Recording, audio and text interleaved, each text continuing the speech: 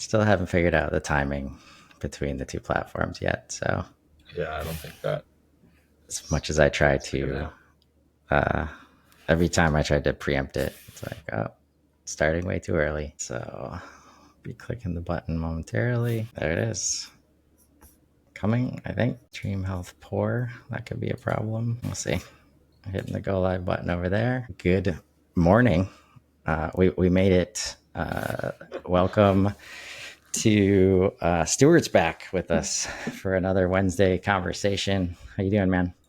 Good, good. Thanks for having me back. This is Yeah, always fun to chat about things going on in the ecosystem. I know, right? And there's definitely always something to talk about in this ecosystem right now.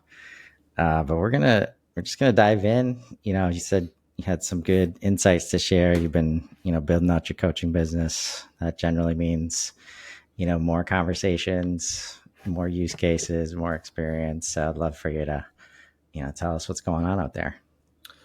Yeah, it's been good. Probably last time we talked, I was sort of very newly sort of announced and like just sort of talking about it, having some early conversations, and now I'm sort of several weeks into working with folks in a coaching capacity, and I think it's been really interesting to both see the patterns but also see the anomalies in what folks are prioritizing. I think that's been sort of the place where I've been focusing is sort of what are the things that are uh, quick wins, things that you're maybe further away from the baseline on that you want to be on than others, and how do we sort of start to build some momentum? I think more so than anything for like what is the internal perception of sure like the customer success side of me is like, well, we want this engagement to build some momentum so that we're showing some measurable results, but also I think in a lot of cases, like, what is the perception of HubSpot inside your org? What is the adoption of the tool like? What is the sort of general sentiment to what it adds to the business, and like how it actually enables revenue teams to do the work that they need to do to hit the goals that they have. And so everybody that I'm working with, and it's been interesting, sort of working across a spectrum of roles with relatively similar things that they're trying to do. Some folks are more on the sales side, not sort of dedicated ops, but sort of more sales focused or more marketing focused. And then HubSpot is the thing that like they're owning HubSpot at that company. Some folks are in a more sort of high level like RevOps role where they have a little more sort of oversight and sort of full journey impact and sort of measured on their impact across the full journey. And then a couple of HubSpot partners, which has been interesting. It's interesting to see that emerge as there's definitely a group there that is, it's, and why wouldn't you, right? Like, why, like if you want Yeah, to like level up, like sort of be in a position to better serve your own clients and customers. So it's been interesting seeing the mix there. But the two things that I have found myself, or I guess it's three things, two of them are sort of very similar, that I've sort of been working on primarily with folks is data hygiene. That's sort of a big one. I think whenever you get in a new portal or whenever you get into a portal where it hasn't had a clear owner who's been focused on data hygiene, there's generally a lot of sort of quick win type things.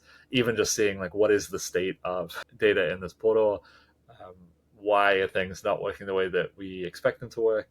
And usually the answer is, well, it's because the data doesn't line up with what you're using in filtering or reporting or whatever. and I So that's been a imagine, big one for sure. and I imagine when you talk about helping them set priorities, that is one of those things that's probably always on the list and just never Yeah. makes it to the top. So how have you been getting them to prioritize that?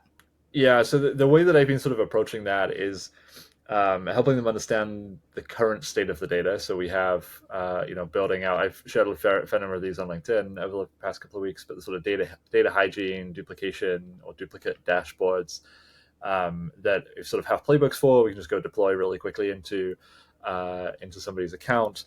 And that's one of the things that I'm sort of trying to do is, as much as possible, have playbooks that are ready built and ready to go, at least as a starting point for a lot of things. So instead of spending a lot of time together on implementation details, we can sort of start with a framework and then personalize and sort of expand on that for specific use cases. I think the having an expectation that you can just deploy things one click to a portal and your portal be done, I think is unrealistic. But the idea that you can sort of skip some steps and save yourself some time and get some time back on more strategic things, I think is absolutely possible. So using those sort of dashboards as a starting point has been really helpful, both because it's like, oh, look at this thing that we built, which you didn't have before in your account, but also it's a great conversation starter of like, oh, well, like if you care about lifecycle stage and you want to use that for whatever thing that you are trying to do down the funnel, whether it's automation, reporting, whatever, and you have 80% of your records with no lifecycle stage or a lifecycle stage that hasn't been updated recently, like that's probably going to be problematic to you actually reaching your goals. So I think that that's a lot of it has been how, and that sort of ties to the second piece, which is being in focus, which is reporting for a lot of folks. Like I think the sort of baton or the task which gets handed to RevOps or Ops is, okay, we're doing all these things. What are we doing again? And like how are they working? How are they not working?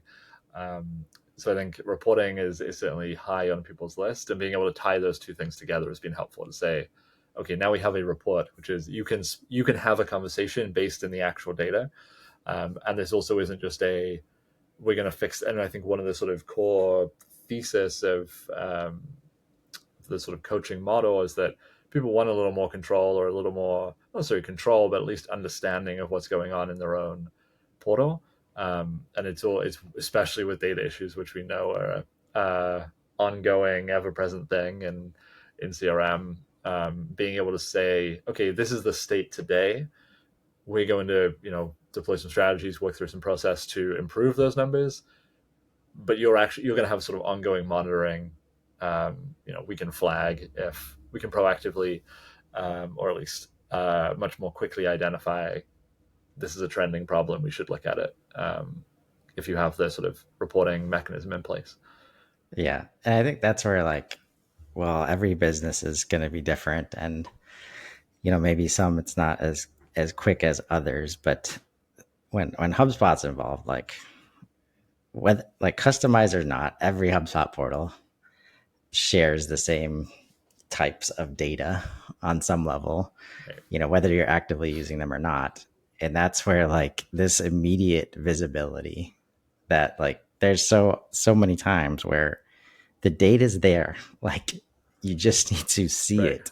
it and then Right. it's immediate insight. So we don't need like all these, long drawn out month long, like, current state processes, like, to get to some immediate insight Right. of what's happening right now. And that's why we say, like, 100% of businesses can start here.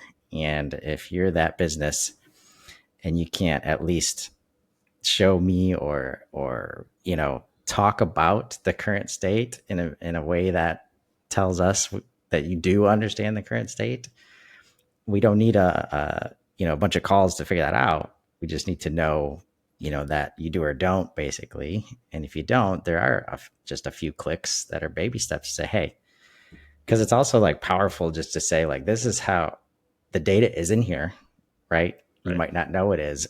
Here it is. Here's what it's telling us right now.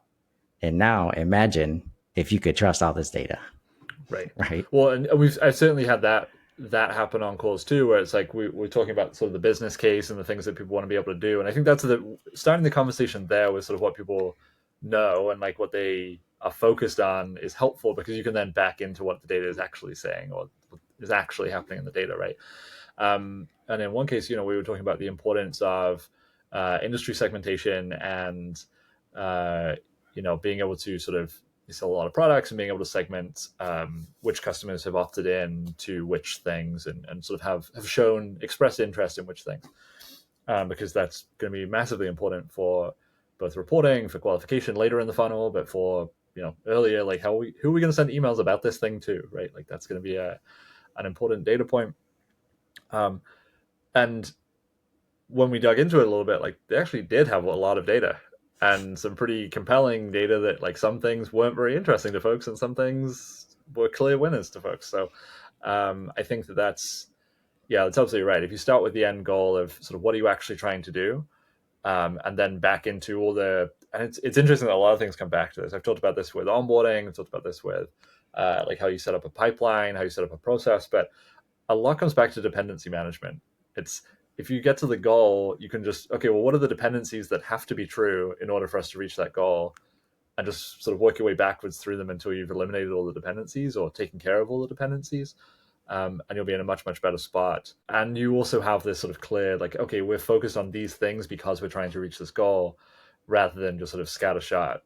Oh, like all these things are broken in our portal, which I think is it can be equally problematic, right? It's like you get into a new portal and it's like, oh, this is all over the place. Like, why did you do it this way? Like, there was obviously a reason why it was done that way. It might not be a great reason, but like somebody set it up that way on purpose.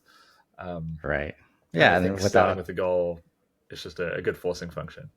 yeah, and actually, this reminds me. I've been reminded lately, like one of my first corporate bosses. I loved him, but he was an ERP. Like before he was president, he was the guy that implemented the ERP and knew everything about it. Went to conferences and showed other people how to build views and stuff. But it became clear at one point that he built it out to be flexible enough to create new views and new reports every day if he wanted. And I was like, I don't agree with that. Like, you should be able to create if you're having to recreate basically visuals to understand your data like every day, that's not, a good place to be. Right. And it connects me to like, oftentimes if you don't have, because one of my next questions is, are the people that you're talking to actually in charge of the priorities and the perceptions? Because when you're not, you just have the executive gets a question in their mind, like, hey, I want to know how we're doing on this, create this report. Right. Right. And that's where you get to the messy portals, because then this is a new report. To create the report, Yeah. maybe I need to make a new calculated property, and I start doing all this work, right? And then we don't even act on it. That's a different question. But, so as you've mentioned these kind of three roles, have they all had equal pros and cons, or like are some easier to, like, they have more sway in the organization? Talk me through that. Yeah, it's a really good question, and I think generally I think in some ways it's self-selecting in the sense that I think people who are able to pay for coaching or have got buy-in to pay for I think I think I would split out the solutions partners, like the sort of I own my own business, I can spend money on whatever I want. They're always in sort of just about any business different to a degree, right? Because they, there's direct ROI. It's like, oh, like maybe I'm buying this thing and it doesn't really matter what it costs because I'm billing my client more, and and I'm going to get it back. But so if you exclude those, I would say that sort of by the nature of these people having got buy-in for coaching, and specifically buy-in for coaching that does not include implementation, I think, and I've been sort of pretty explicit about that like have like I don't have super admin access to anybody's portal. I have in some cases I have view access, in some cases I have no access. View access has been helpful purely for like what the heck is going on in this portal, sort of a context building exercise, which just makes us more efficient on calls. But explicitly trying to not have super admin access. Right. Um, And just to but I be think clear, you're not a partner either. So you don't have, there's no cheat code like partner admin yeah, I seat don't have any either. backdoor access Right. either. Yeah. No, that's a good point, because I think that was also coming to mind, because I know we had talked before, and it's kind of that kind of like hard line. Like at the end of the day, if we're having to do triage work and building stuff out in the portal, and like that's kind of the opposite of coaching, and Right. you know the whole purpose is like, you need to own this portal, you need to maintain it, we can help Yeah. you get there, and if that happens, like just efficiencies and effectiveness goes through the roof. Yeah, exactly. And that's where I've been sort of trying to, as much as possible, sort of triage. I'm open essentially requests for playbooks.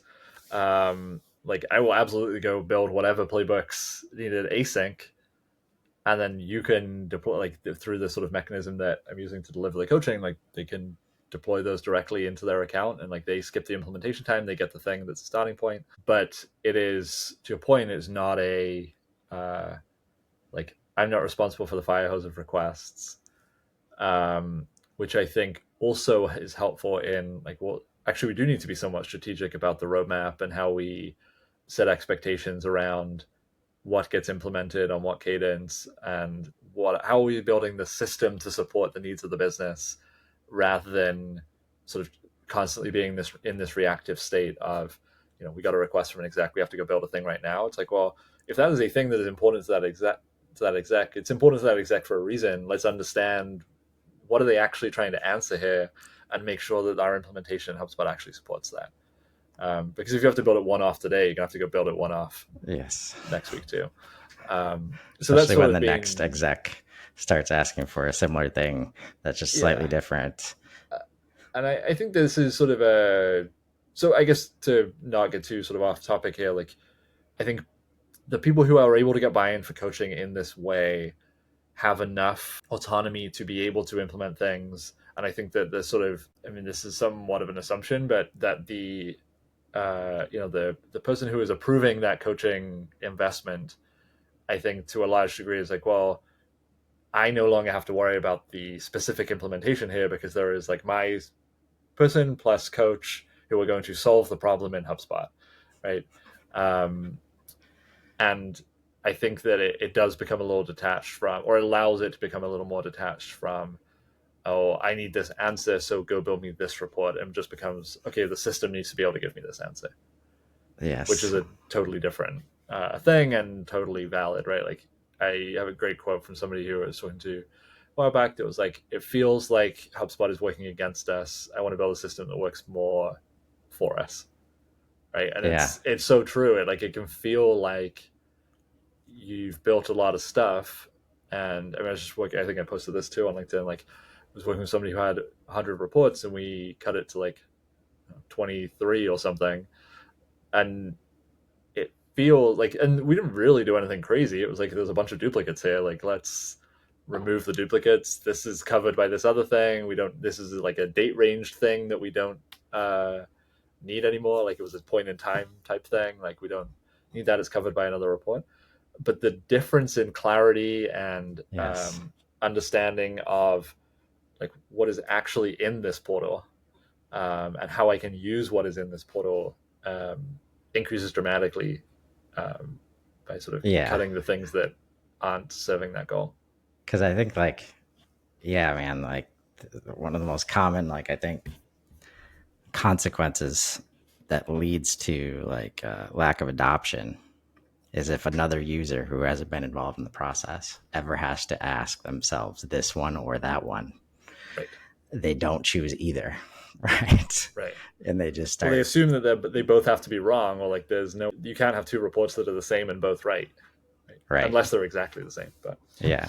And I've seen this with reports, properties that are named very similarly, like industry and target market and yeah, stuff like that. And just that's where, if it's not super clear what's going to happen or what information is going to be there, people just back away, or they get it out of the system in an right, Excel sheet so they can manage it in a way that they know how. yeah, So you said there was yeah. a third thing that you've been thinking about. Third thing that I've been thinking about on the coaching side, Yeah. um, yeah. So I think the third thing, which is sort of actually to that point that you just raised, is like, what does this look like for the person who is not on the coaching call?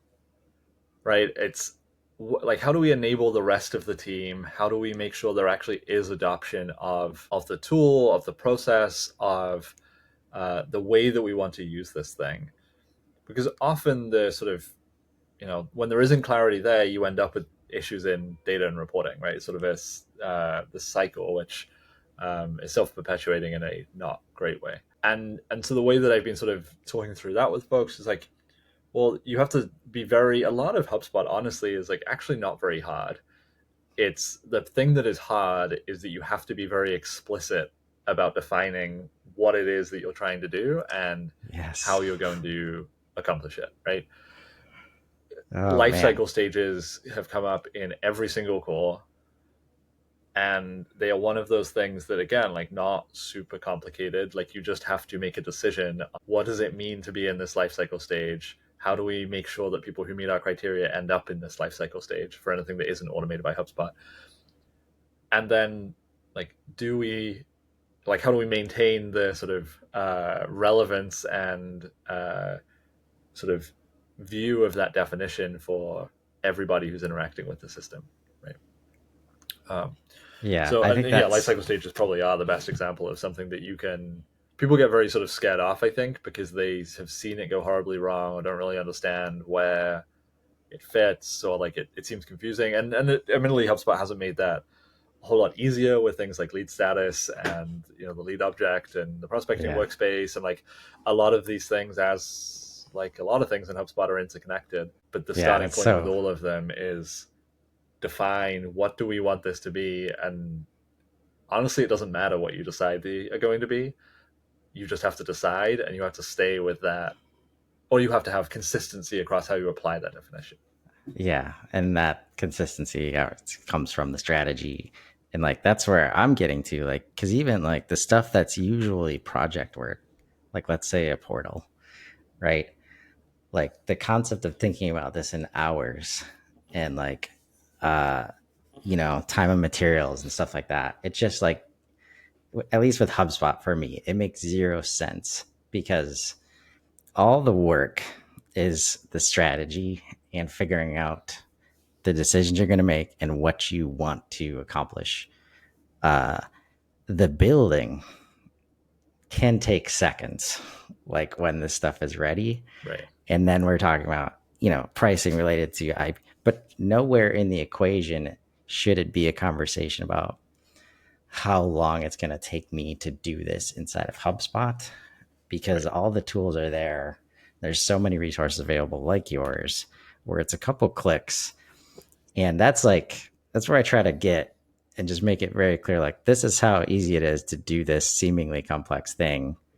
Now, let's not worry about focusing on build time and build out, and focus on, like, this is where coaching, like, we're talking about strategy so that this one click thing is actually the right thing. It's not just Right. another, thing that's going to scare people away. Yeah. Yeah, I think it's so. I mean, there are definitely things where, you know, you they do take some figuring out in terms of how you're going to do them. But even in those cases, the work is in the messy, like, how the heck is this going to work? Does this have a future limitation? Does, like, are we not considering something that we need to consider before we do this? Yeah, the actual button clicking in HubSpot is not the particularly time consuming thing. It's is this right for your business specifically? And actually, that's probably a good transition in the few minutes we have here Yeah. to the workflow that I was going to show today, because it's such a good. I'm just going to go ahead make sure that I'm in the right portal. Yeah. And this kind of hardline approach, I call it hardline, but it's in your best interest, we promise, like, leads to saying, like, we show you it's this easy, like, not because, we did all the work to curate and make it this easy, but to show you, like, this is why we're not going to try and charge you to do it for you. Like, it is this easy to maintain Right. yourself. Like, either you or somebody on your team can do this thing, and let's do the work to teach them. Because that's where all these in the moment challenges, and this is where coach, it's like, it's really hard not to just dive into sports analogies, but this is why the coach is on the sidelines and the quarterback's in the game. If the coach wasn't telling the quarterback on how to be clear to the rest of his team so that they could do stuff, then that's not a very good coach. So there's a huge part of this where it's like, here's where we think we should go. Like, here's how you get adoption from your team. Here's how you communicate. Here's, Right. a lot of that is involved too. Yeah, it's interesting. It's almost sort of a three-part problem where the build and implementation is the smallest part in the middle, Yes. right? It's like strategy, build and implementation, and then adoption, coaching, training, revisit that the thing actually worked, or actually And not worked from a technical and sort of functional perspective, but from a like solve the problem we thought it would solve, yeah, the didn't create value. new problems, all that kind of Yeah. stuff. Yeah. And of those three, we all know which one of the three is all over the place right now. Like number two is the thing that always gets done. Number one and number three are rarer than they should be. I'll just say that. All right. Well, let me share my screen real quick here and get into phone workflow. It's kind of Yeah. complicated, which always seems to do well. Let's just say Um, complex. Complex. yeah, complex. But in reality, and I'm going to sort of try to break this down because the thing that I have been finding and I think is really valuable for folks is I'm sort of have it's sort of a forcing function of turning this stuff into content is being able to abstract models and frameworks from specific use cases Yes. that you can go and apply to your own business, right? Like, I don't think there are too many of the things that I share, and people will prove me wrong all the time because they will message me and say, "Hey, I like implemented this and it was great." But I don't think that there are that many of the things that I share that you should actually copy directly. Like, yes, you should copy them into your account because it's easy to do that as a starting point, but it's unlikely that you should actually leave it as is and just run it and it be a perfect fit for your business. It's Yes. probably not the way it's going to go. That is well Anyway, said. Can you zoom in? Yep, there we go. yeah. So this workflow, so in this example, shout out to June, app in the marketplace that allow you to sync in product data. So June sits on top of Segment, which you may be using to capture product event data in your app if you have a software product. But so that's what I'm using here specifically, but you could do this with any method that you're using to get really any kind of data, honestly, into HubSpot. And the goal of this workflow is, we have a new user who's just signed up for our product, and we want to encourage them to convert through our free trial to become a paid user. And we're going to do that. One of the reasons for doing this, I had a conversation the other day where somebody was referring to journeys in other tools, and I was like, that's interesting. Journey sounds kind of intuitive, like it's a customer journey. But actually, it's exactly the same thing in a workflow in HubSpot. So here we Yeah. are. Yeah. Okay, so it's a contact-based workflow. You could make arguments for making this company or deal-based workflow, and then using association labels to find, or even just filters to find the people who are actually active within an account. The advantage of doing it this way with a contact is that if you have people join later, then you'll still be able to enroll them rather than just when the account was initially created. So I'm doing this off a list, but really this is just people who just signed up. Send an email, automated marketing email from HubSpot.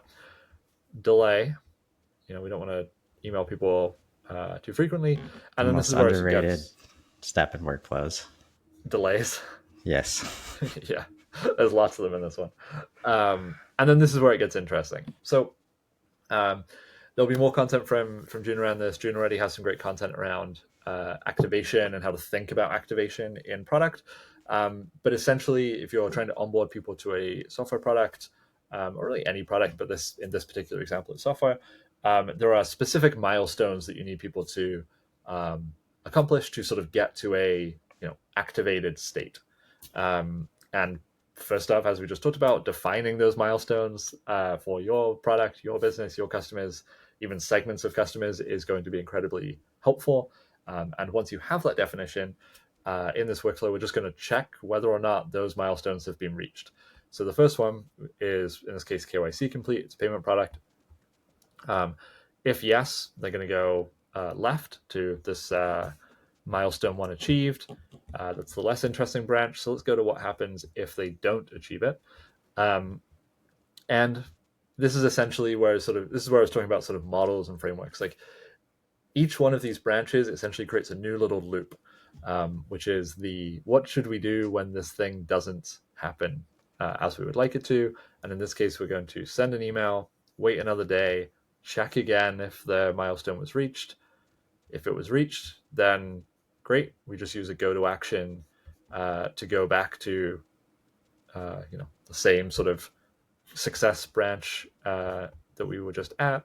If no, we go ahead, send another email again, check if it's complete. Same thing, and you could go on forever like this, right? Like if you wanted to, you could send a sequence for 6 months using this model. But the model is very simple, right? It's use a branch, check if the thing that we want to be completed is done.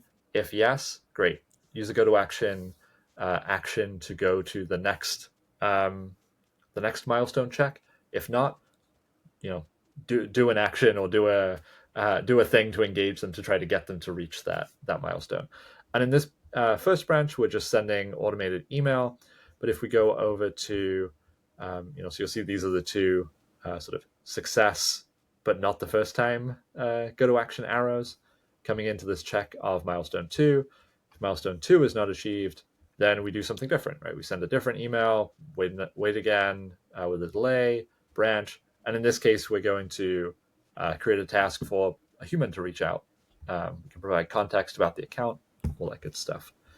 And I don't know how helpful it is to keep going here because every branch is No, the this same, is like, essentially. this is gorgeous.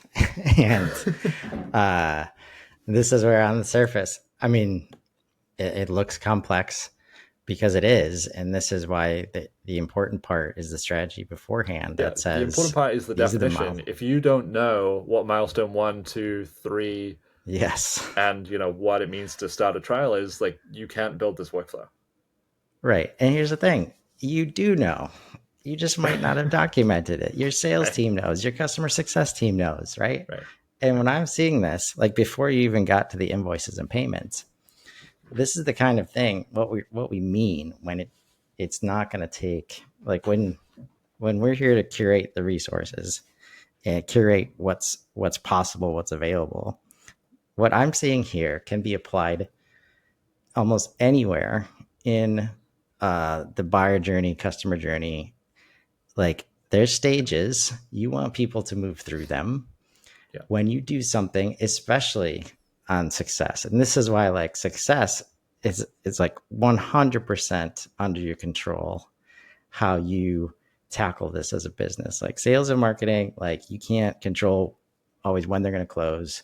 But when you know that somebody's getting shipped something or something is being installed and they've given you 3 verbal commitments that they're going to do this thing and you don't help them do that, that's the kind of thing, whether it's a hard product or software, there's so much I hear that's like, oh, how are you communicating with them? Like, Right.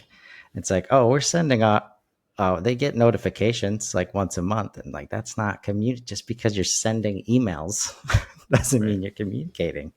Right. Right. So I love this. How is it? Thanks. So like a little bit of behind the scenes, like how long, like could you apply a time and like, and how long did it take to build? How many, did you have any iterations you had to go through and say, oh, this was working, this didn't, let me change Yeah, this? really good question. I mean, time to build, like, I don't know, 30 minutes maybe, like, because I didn't actually do any of the hard part, right? Whoops. Whoops. Um, I don't know. I mean, the the work really is in figuring out like the model, right? Like the clicking the buttons to build the workflow is not particularly difficult. The thing that is going to be work, or the more of the work, and this is where, again, plug June, but like where an integration like June is helpful is that the hard part about being in a position to run this workflow is having the data Yes. in a timely manner when you need it to do the checks, right? So if you're integrating that data, again, using something like June, we used high touch at Arrows. You could be using webhooks or Zapier or whatever. All sorts of tools out there for getting product data into HubSpot. But once you have the data, um, and you've decided like this is the data that we need and this is the data that we're going to use in the branches, the next biggest bit of work is going to be, well, when this thing happens, so in this case, milestone 1 was not reached. What do we send? Like, what is the Yes. copy that is in this email? It always comes back to content. This is why, like, without Yeah, content, you don't have anything to say. And I imagine yeah, what's happening, without this workflow and without the content is that you don't have a clear picture of what's going on. And people are just calling and emailing saying, hey, what's going on? Is there anything I can help you with? Like, and that's not helpful at all. And that doesn't move people forward. That's not a great experience. yeah. I think it's especially true. Onboarding and sort of activation is a great example. Like, you should know the best path to get somebody to be successful with your product. If you don't, go figure that out. Because if you Yes. don't know, nobody knows, right? Right. And um, this is a case where you probably have data that yeah, exists to tell you what the best path, or at least who yeah. to I mean, talk to figure it out. exactly. Start with your best customers, right? Like, who pays you the most, who activated the fastest, who has the least support requests that are escalated. Like, go find, like, look in your data first, right? Like, you sure definitely go interview them and like get some qualitative insight, because that's going to help inform the content. But certainly look at the data, like, what did they actually do, what was their experience. And of course, like, one maybe isn't particularly indicative of a pattern, but once you start to look across several, or you don't need a ton, you certainly probably 10, maybe less than 10, you'll start to see patterns emerge. And this is where, all the way back, as usual, we're back to data. Is you'll start to see patterns beyond just what they did. Like, you'll start to see, what are the products that they bought, what are the sources that they came from, what are the industries or the champions that they had in the buying cycle, because all of these things are sort of early indicators of uh, not necessarily success, but at least propensity to be successful, or likelihood of being successful. And I think part of the, certainly, as we talk a little broader scope than just sort of administrating HubSpot and sort of revenue operations type scope. Like, if you want efficiency in the process, if you want efficiency in the way that you generate revenue, finding those patterns and doubling down on those patterns is going to make life much, much easier than trying to cover every base. Can I say it like this? Like, if you want connected GTM, can we say that? Sure. Yeah, like the data. And what I'm starting to say is, like, the data exists. It's either in your system, which could be digital and paper in some organizations. It's in your team's heads, or it's in your customers' heads. Yeah. And especially when it's paying customers and you tell me that there is a loyal base and they love you, you have access to all those spots of data, right? It's not a black box unless you make it a black box, right? Right. Right. So that's, part of it's just, hey, we know this exists somewhere. Let's go find it. Let's make it visible, and let's start there. So I love that workflow, and like you said, like, this is like, in order for it to do those things, it needs to know when the invoice got created, when the payment was received. We're not asking everybody to do everything in HubSpot. We just need that information in HubSpot so that we can, most of the time, so that we can do, those things that make sense when you say them out loud. But that's where there's the complexity of actually bringing that data together in a meaningful way, right? Is very organizational and tech stack, dependent. So So, brilliant workflow. Thank you so much for sharing that. yeah, of course. And really appreciate you sharing your journey, on LinkedIn. It's very insightful. One of these problem solution things where it's like very clear that a lot of people need help with HubSpot from a strategic perspective. We got a lot of people in the ecosystem that can help. So hopefully, we've helped others learn some stuff today. And thank you for sharing that journey with us. Yeah, of course. Thanks so much for having me on. Yep. And until next time, think about where that data is. Like, do you understand what it's telling you? Find that opportunity, and let's grow. Have a great day, everybody.